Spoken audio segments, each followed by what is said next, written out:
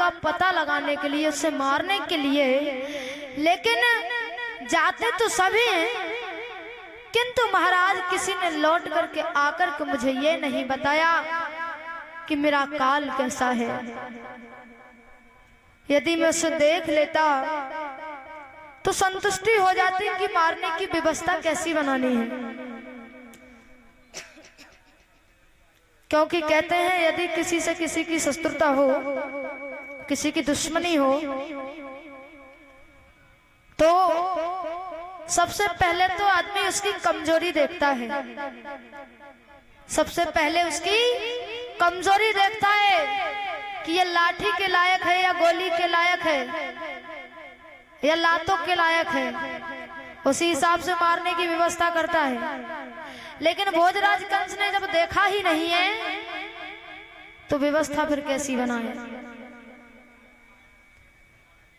दिन दिन महाराज भारी चिंता लगती जा रही है भोजराज कंस को।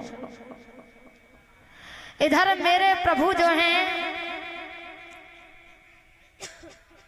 नामकरण संस्कार का समय जब आता है तो महाराज मेरे प्रभु के नामकरण संस्कार भी होने हैं। तो विचार किया बाबा नंद ने कि आखिर नामकरण संस्कार किससे कराए जाएं। लेकिन जो महाराज गर्गाचार्य जी हैं, वो गर्गाचार्य महाराज मथुरा नगरी में जो भोजराज कंस है उसकी सभा में रहते हैं, और यदि गोकुल नगरिया में आकर के नामकरण संस्कार करें तो उनकी खैर नहीं। तो महाराज गर्गाचार्य जी के पास में जाते हैं बाबा नंद और कहते हैं कि आप मेरे लाला का नामकरण संस्कार कीजिए। कहा आप मेरे लाला के नामकरण संस्कार कर दीजिए। तो गर्गाचार्य जी ने जवाब दिया कि आप नहीं जानते हैं कि यदि मैंने आपके पुत्रों का नामकरण संस्कार किया और यदि यह बात भोजराज कंस को मालूम पड़ गई तो मुझे जीवित नहीं छोड़ेगा, इसीलिए मैं आपके पुत्रों का नामकरण संस्कार नहीं कर सकता। तो महाराज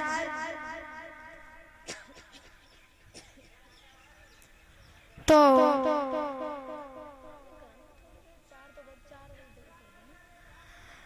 महाराज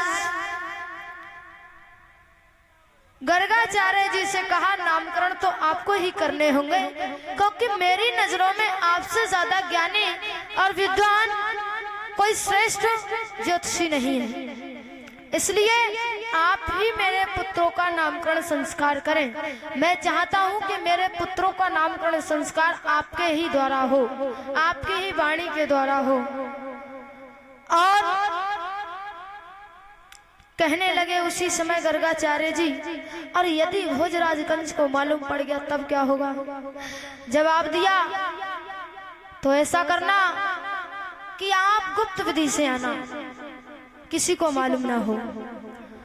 अब मैया एक बात ये बताओ कि जब किसी के घर में जब बालक का नामकरण संस्कार होता है तो वो काम चुपचाप हो सकता है? नहीं हो सकता ना, क्योंकि आप लोग निमंत्रण भी देते हैं, रिश्तेदार भी आते हैं, खुशी का समय होता है। तो जब ये प्रश्न नंद बाबा ने मैया यशोदा के समक्ष रखा कि नामकरण गर्गाचार्य जी के द्वारा हो जाएगा, किंतु गुप्त विधि से, किसी को मालूम ना हो। मैया यशोदा कहने लगी बाबरे हो गए हो बाबा। कहा कि मेरे लाला, मैंने चौथेपन में लाला को जन्म दिया है, और मैं इतनी खुशियां मना रही हूँ, इतना धन लुटा रही हूँ, और आप कहते हैं कि मैं लाला का नामकरण संस्कार गुप्त विधि से करूं। मैं तो ऐसा नहीं करूंगी।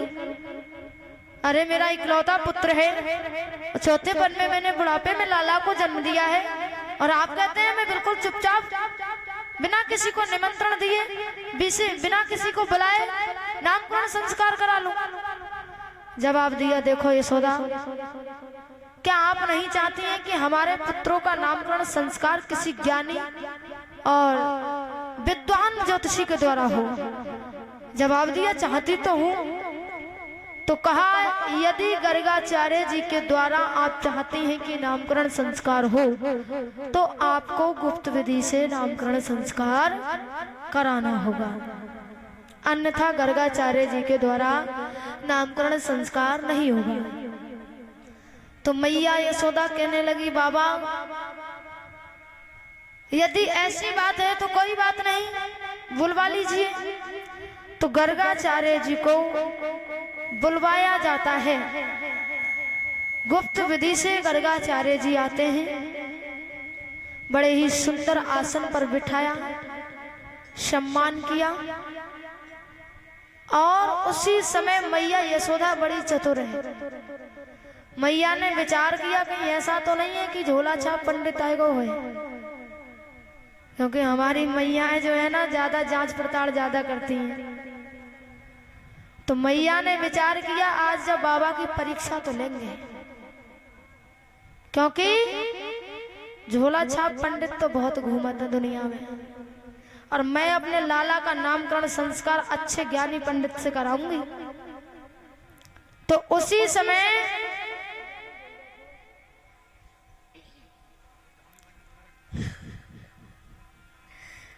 समय हुआ ये कि महाराज मैया यशोदा ने एक चाल चली। क्या? मैया यशोदा ने जो मैया रोहिणी का पुत्र है वो अपनी गोदी में ले लिया, और अपना पुत्र मैया रोहिणी के गोदी में दे दिया।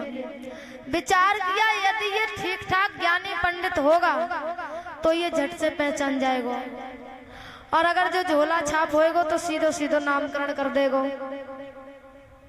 महाराज जैसे ही लेकर के बैठी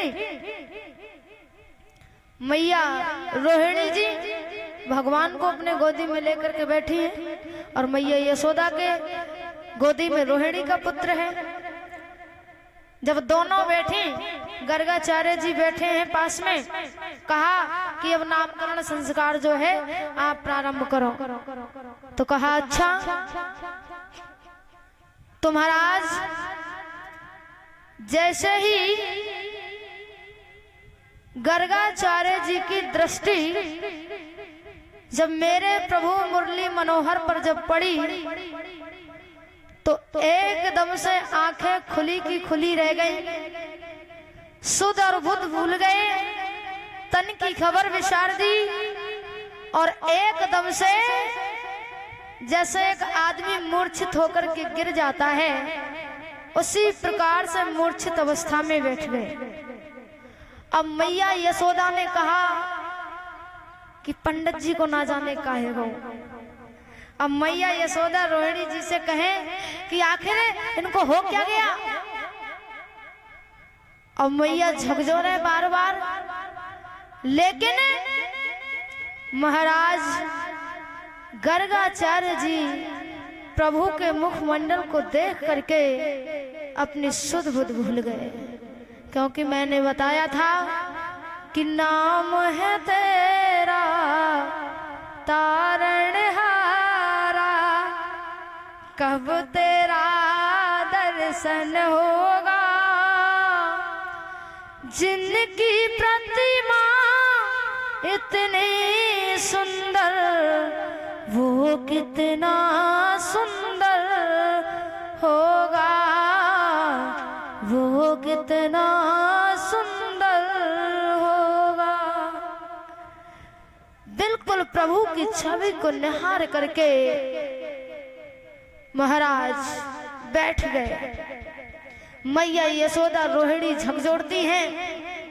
मैया यशोदा विचार करती है, अगर जब पंडित को कछु हैगो तो बाबा ही अपने ऊपर नहा जाए कि इनके घर में इनके लाला को नामकरण संस्कार करने को आए और इनके ही घर में बाबा मूर्छित हैगो। और विचार किया कि वैसे भी गुप्त रूप से हम नामकरण संस्कार करा रहे हैं और जब बाबा को कछु हैगो तो समझ लेना कि बड़ी आफत आ जाएगी। तो महाराज जोर से जब झकझोरा एकदम से उनके नेत्र जब खुले तो कहने लगे, मैया कहने लगी बाबा क्या हुआ, कहाँ खो गए? जवाब दिया, मैं कहाँ खो गया, मैं कहाँ हूं? बहकी बहकी बातें करने लगी। और उसी समय प्रभु की सूरत को जब फिर निहारा तो विचार किया कि मैया यशोदा मेरी जांच करना चाहती है। तो कहने लगे, मैया, रोहिणी मैया से कहा, जे बता कि लाला बड़ो कौन सो है, तो तेरी गोदी में ये है या मैया जो यशोदा की गोदी में है वो है? तो कहा कि जो मेरी गोदी में है यानी कि जो रोहिणी की गोदी में है वो बड़ो है।